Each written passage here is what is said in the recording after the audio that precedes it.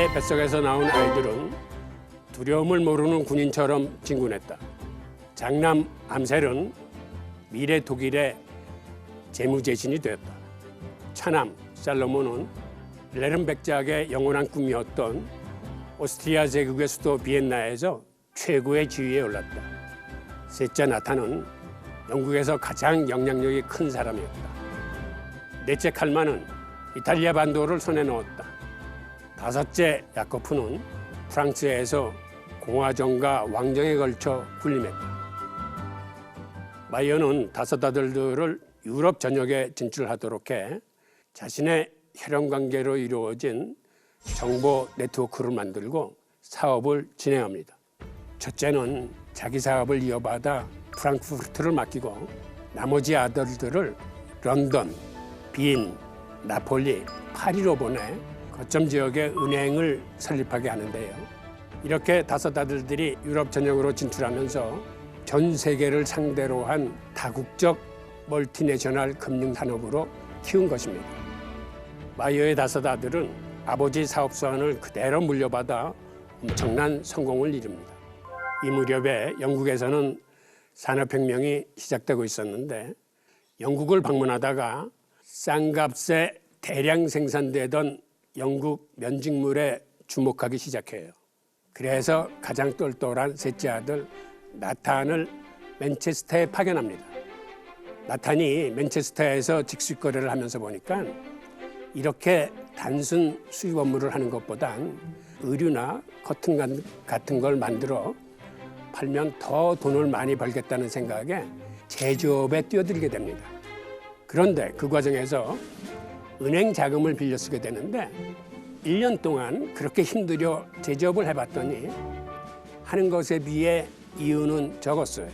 그런데 은행은 서너 달 잠깐 돈을 빌려주고 자기가 1년 내내 고생해서 번 이윤을 이자로 받는 거예요. 그때 나타는 깨닫습니다. 아, 돈을 벌려면 제조업이 아니라 금융업을 해야겠다. 나탄이 맨체스터 런던을 오갈 때쯤 의외의 기회가 생겨요. 나폴레옹의 침략을 걱정한 빌헬름 9세가 마이어에게 자신의 재산을 해외에 은닉해달라고 부탁한 것입니다. 빌헬름 9세는 영국과 용병 거래를 많이 했습니다.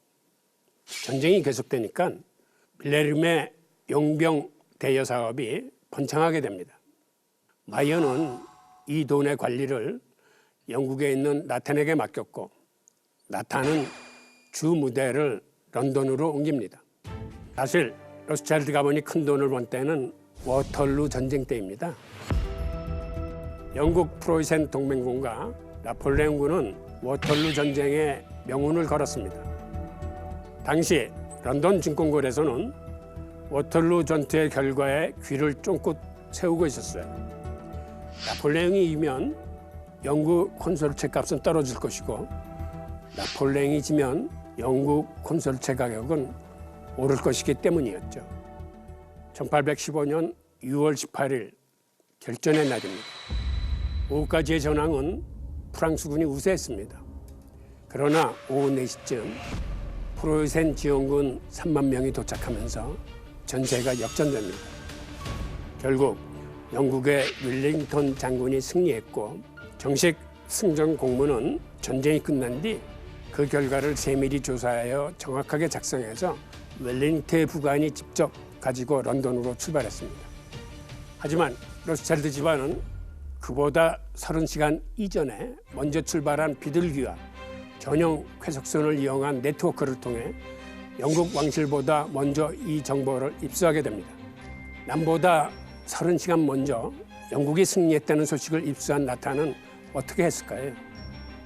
다른 사람이라면 자신의 모든 재산을 콘솔체에 투자했을 것이다. 그러나 나탄 로스차일드는 달랐다. 그는 팔았다. 몽땅 내다 팔았다. 콘솔체 값은 끝없이 떨어졌다. 증권거래소에는 영국군이 패했다는 소문이 떠돌기 시작했다. 콘솔체는 폭락했다. 조금이라도 늦으면 몽땅 잃어버릴 수도 있는 찰나에 나탄은 갑자기 다량의 채권 다발을 홀값으로 사들였다. 잠시 후 승전 소식이 증권거래소에 날아들었고 가격은 치솟았다. 다른 투자자들이 볼 때 로스차일드 가문 사람들은 세상의 정보통인 셈인데 저렇게 영국 주식과 채권을 파는 걸로 미뤄봐서 영국이 워털루 전쟁에서 졌구나라고 이해하고 주식과 채권을 팔았죠. 그걸 로스차일드가 헐값에 다시 사들인 것입니다. 오전에 액면가 100원이었는데 저녁에는 액면가 5원으로 95%가 폭락했다는 걸 그거를 로스차일드가 다시 사들인 것입니다. 이때 영국 채권의 62%가 로스차일드의 손에 들어갔다고 합니다. 반면 이날 영국의 명문 재산가 대부분이 파산했죠. 이때를 빗대어 사람들은 로스차일드가 영국을 샀다고 평했습니다. 그런데 이 이야기가 사실이 아니라는 설도 있습니다. 당시 워털루 전투 직후의 로스차일드 이야기는 나치가 로스차일드 일가를 음해하기 위해 만들어낸 일화라는 것이죠. 로스차일드 가문을 연구했던 니얼 퍼거슨 하버드 대학 교수도 이런 주장을 했는데요. 하지만 이런 이야기는 설득력이 좀 약하긴 해요. 왜냐하면 로스차일드 가문은 그간 무수한 채권과 환거래를 거래하면서 한시라도 더 빠른 정보 획득을 위해 모든 정보 시스템을 가동시켰습니다. 그랬던 나탄이 영국이 전쟁에서 이겼다는 그 귀한 정보를 30시간 이전에 획득했음에도 이를 활용하지 않았다는 건 이해하기 힘들거든요. 나탄 로스차일드가 속임수를 썼는지 여부는 확인되지 않았지만 정보를 활용해서 돈을 번 것만은 확실한 사실이었습니다.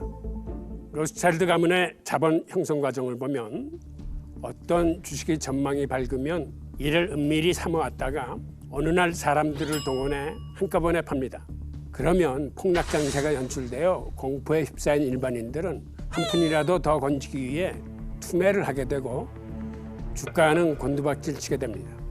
이때 로스차일드는 거저 죽다시피 바닥 가격으로 주식을 대량 매집하는데 실제 이러한 충격과 공포를 이용해 자본을 수탈하는 것을 투기 자본가들의 은어로 양털깎기라고 합니다. 그 일을 계기로 나탄 로스차일드는 영국 최고의 채권가로서 영란은행의 공채 발행을 주도하는 실권자가 됩니다. 이로써 세계 금융업의 정점에 올랐을 뿐 아니라 영국에 처음 가지고 온 자금을 17년 만에 2,500배로 불렸습니다. 그런데 나폴레옹이 워털루 전쟁에서 진 데에는 로스차일드 일가에게 졌다고 해도 과언이 아닌데요. 나폴레옹은 영국을 고립시키려고 1806년 대륙 봉쇄령을 내립니다.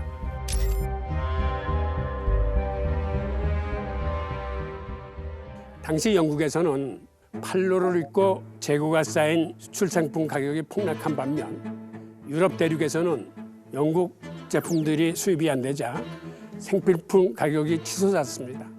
이를 마이어의 셋째 아들 나탄이 가격이 폭락한 영국 제품들을 대량 구입해 밀수 루트를 통해 유럽 대륙으로 공수해 떼돈을 벌었습니다. 나는 당시 나폴레옹과 싸우던 헬링턴 공작이 군자금이 필요하다는 것을 알았다. 나는 정부의 금괴를 모두 팔았는데 정부는 그 금을 포르투갈에 있는 웰링턴 공작에게 어떻게 보내야 할지를 몰랐다.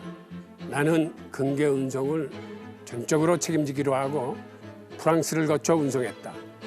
그 일은 내 일생 최고의 사업이었다. 그래서 그 말을 듣고 오스트리아에 있던 둘째 살로몬이 비엔나 철도 산업을 유치하는 데 뛰어듭니다. 비엔나의 살로몬이 이 사업 아이템을 집어들었다. 그의 마음속에는 북부 오스트리아 철도를 통해 비엔나로 들어오는 갈리치아산 소금과 술레지엔산 석탄 그리고 이 상품들이 가져다 줄 막대한 수입에 대한 확신이 점점 자리를 잡아갔다. 하지만 살로몬의 철도 유치 사업은 순탄치 않았습니다. 왜냐하면 전문가들의 반대 투고가 계속되었거든요. 인간의 육체는 시속 24km 이상에는 견딜 수가 없다.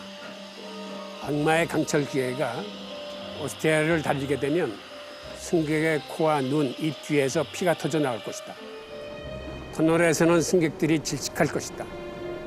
철도는 흉폭한 연구차로 변할 것이다. 악마의 기계로 신성한 제국을 오염시키지 말라. 유대인의 음모를 분쇄하자.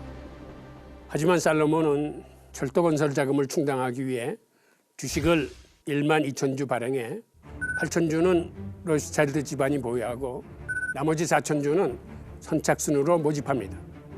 주식의 대가인 로스차일드 집안이 철도 주식 사업에 나선다고 하니 너도나도 공모에 몰려들어 4,000주 공모에 8배 넘게 신청이 쇄도했던 것입니다. 지금도 사업성이 기대되는 공모 소식이 들리면 서로들 한 주라도 더 받기 위해 아우성인데 무려 로스차일드 집안이 주도하는 사업이니 당시에도 돈이 될 거란 기대가 컸던 것이죠. 로스차일드 가문의 수장인 마이오는 평소 금화가 소리를 내면 욕설은 조용해진다 라고 말했는데 그 말이 딱 맞아떨어진 셈입니다. 그래도 아직 황제의 허락은 받지 못했는데 이때 또 살로몬이 아이디어를 냅니다. 한 장의 문서가 오스트리아 황제 페르디난트 1세의 책상 위에 올라왔다. 위대하고 강력한 황제폐와 자비로운 군주이시며로 시작하는 문서는 비엔나와 갈리치아 사이에 노일 철도가 가져다줄 국가와 공공의 번영을 열렬히 노래하며 황제의 관대한 재가를 구하면서 폐하에 가장 충실하고 겸손한 종 SM 폰 로스차일드로 꿈맺고 있었다. 황제에게 철도의 정식 명칭을 페르난디트 1세 북방 철도로 하자고 건의해 허가를 얻어낸 것이죠. 페르난디트 황제의 명칭이 붙자 이 철도는 로스차일드 집안의 철도임에도 불구하고 오스트리아 제국의 철도가 된 듯한 인상을 줌으로써 아무도 황제의 명칭을 받드는 철도 건설에 반대할 수가 없게 됩니다. 그 이후 4년 뒤 철도 일부가 개통되고 오스트리아의 산업혁명이 가속화됩니다. 이런 방식으로 프랑스에 있던 막내 야콥에 의해 프랑스에도 철도가 건설되고 첫째 암셀도 프로이센 왕국의 철도 건설에 뛰어듦으로써 전 세계 산업혁명이 로스차일드 일가의 철도 산업에 의해 엄청난 속도로 발전하게 됩니다. 이런 산업화는 유럽을 완전히 바꿔놓았고 1860년대에는 남북전쟁을 끝난 미국으로도 확산되어 전 세계의 철도와 항구, 전차, 수도나 전기시설과 같은 공공인프라와 서비스 산업에 투자하기 위한 자본이 전 세계적으로 활발히 움직이게 됩니다. 한마디로 유럽 각국에 포진되어 있던 로스차일드 가문의 대규모 자금 조달로 전 세계가 새로운 시대를 맞게 된 것입니다. 로스차일드 가문은 이렇게 번 돈을 어떻게 썼을까요? 그들은 자신의 가문만을 위해 쓰지 않고 오늘날의 이스라엘 건국에도 크게 기여합니다. 1881년 러시아에서는 국왕 알렉산드로 2세가 암살당합니다. 조사 결과 암살범이 유대인 처녀의 집에서 집회를 가졌다는 사실이 밝혀지자 유대인 학살이 시작됩니다. 이때 23만 명의 유대인이 서유럽으로 망명했는데 그 이후에도 유대인 학살이 계속됩니다. 그러자 프랑스에 살고 있던 존경받던 대랍비 사독함과 러시아 랍비 사무엘이 에드몽 로스차일드를 찾아와 팔레스타인에 유대인 정착촌을 건설해달라고 요청하게 됩니다. 에드몽 로스차일드는 마이어 암셀의 5 아들 중 프랑스를 맡았던 막내 제임스의 아들입니다. 즉 마이아에게 손자죠. 에드몽은 은행 일을 형들에게 맡기고 본격적으로 시오니즘 운동에 뛰어드는데 시오니즘은 고대 유대인들이 고국 팔레스타인의 유대 민족 국가를 건설하는 것을 목표로 한 유대 민족주의 운동을 가리치는 말입니다. 에드몽은 건국 66년 전인 1882년부터 팔레스타인 지역에 이주하는 유대인들이 자립할 수 있도록 농장용 땅을 사들이기 시작했습니다. 콜롬비아 대학 사이먼 샤머 교수가 쓴 책에 따르면 이스라엘 영토의 80% 이상이 에드몽이 사준 땅이었다고 합니다.